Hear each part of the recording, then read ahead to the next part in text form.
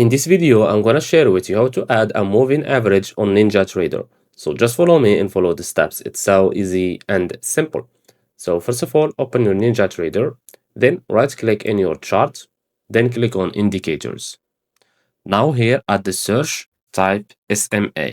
SMA stands for simple moving average. Choose this one and click on add. Now we have here the period. You have to choose the period of your moving average. So for me, I will make it the 20 moving average. Okay. So all I have to do is type here 20. You can type here 50 if you want the 50 moving average, the 200, any type of moving average you want. Scroll down a little bit here and you will see here SMA color. Okay.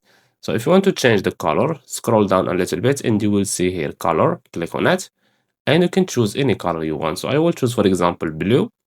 And you have here the width of the moving average. So I will choose, for example, 3.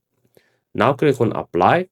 As you can see, this is our moving average. If you don't like it, for example, the color, you can change it, for example, like this to green. Click on apply, as you can see, and click on OK.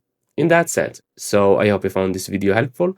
Don't forget to give us a like and subscribe. Thanks for watching and see you in the next one.